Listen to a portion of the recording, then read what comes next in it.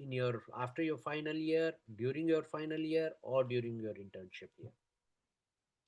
Um, the clinical rotations, a lot of people, and you will have a lot of seniors who come and do clinical rotations. Uh, Sorry. It is important to do clinical rotations which are based in the hospitals, which give you exposure to the patients in the hospital, which are university hospital affiliated. They are important. That is number one. Why?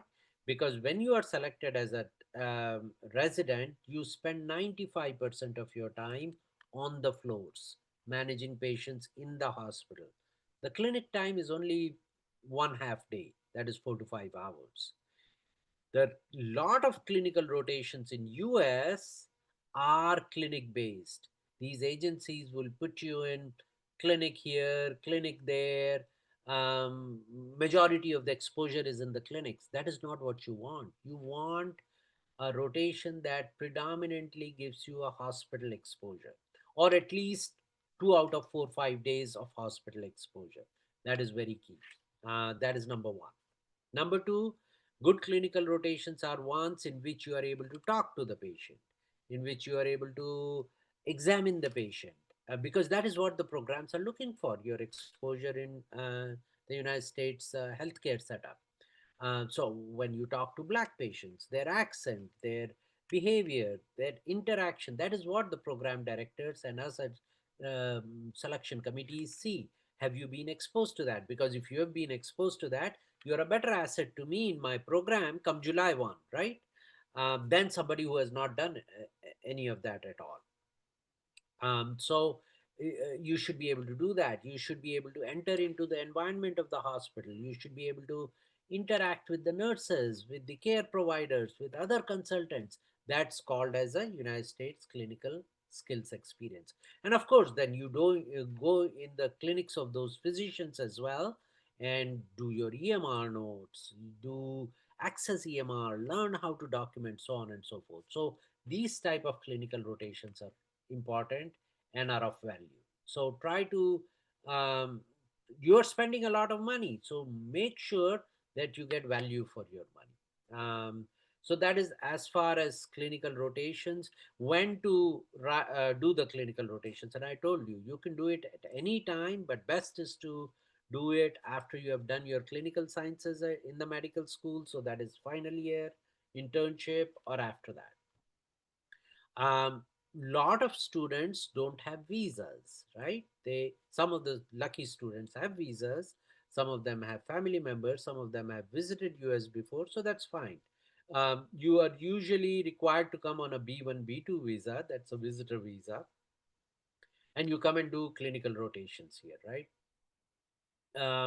We When we you enroll with us, we send you a visa sponsorship letter, which states that you are going to be doing this clinical rotation, you're going to be doing this it at this university hospital, you're going to do this with this attending physician from this time to this time, and there are certain criteria from the immigration perspective in US that are lawyers draft in the letter that is convincing to the consular officers, right?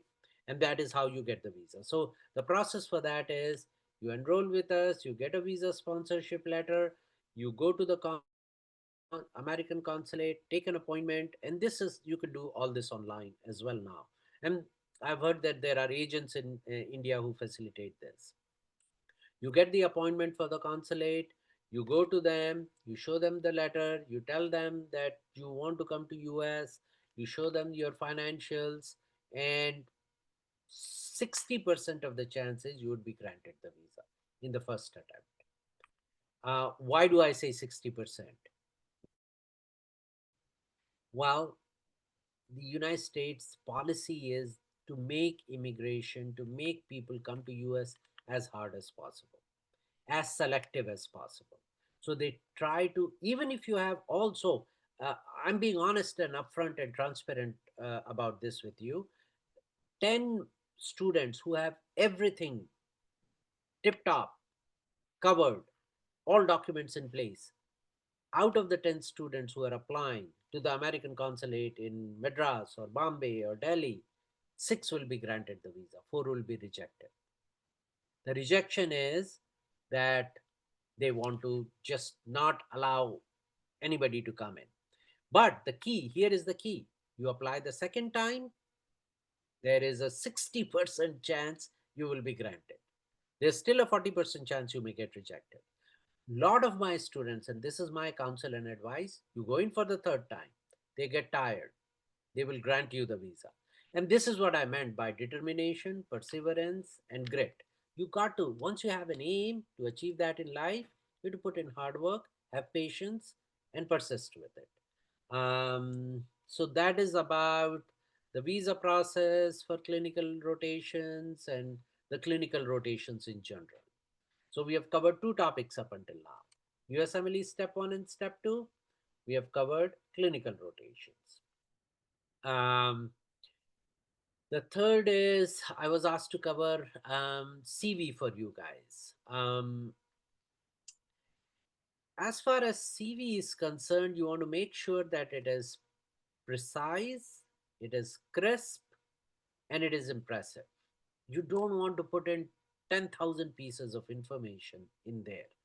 You think they are important, but they might not be important for me, right? So try to list them, maybe get professional help, how to professionally create a good CV. And list the CV should have your personal details, meaning your full name, your address, your contact information, email, and phone numbers, right? And make sure that you don't make mistakes in your CV. If you have a phone number listed that cannot be reached, that's a put off for people, right? If you have email address from which the emails are bouncing and it is not active, that's a put off for me.